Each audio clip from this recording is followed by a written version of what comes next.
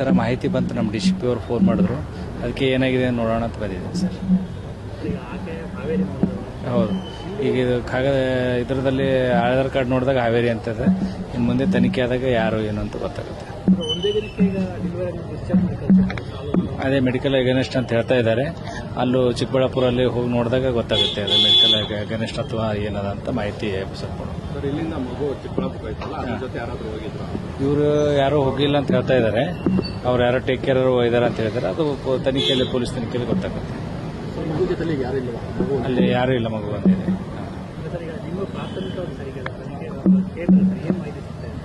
ಇಲ್ಲಿ ಯಾವುದೂ ಇಲ್ಲ. ಇವ್ರ ಹತ್ರ ಯಾವುದೋ ಫಸ್ಟ್ ಡೆಲಿವರಿ ಈ ಮಂತಲ್ಲಿ ಯಾವುದೋ ಇವ್ರದ್ದು ಹತ್ರ ಡಾಕ್ಯುಮೆಂಟ್ಸ್ ಏನು ಇಲ್ಲ. ಇಲ್ಲಿ ನೋಡೋಣ ಅದರಲ್ಲಿ.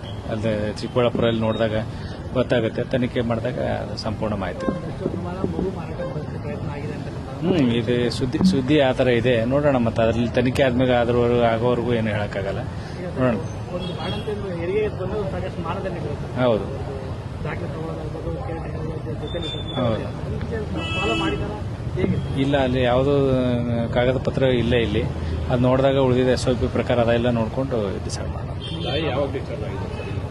ನಿನ್ನೆ ಆಗಿದ್ದಲ್ಲ, 25ನೇ ತಾರೀಕು ಸ್ಯಾಟರ್ಡೆ.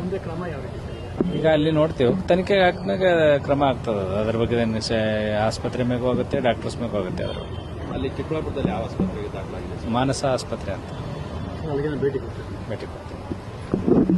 Thank you.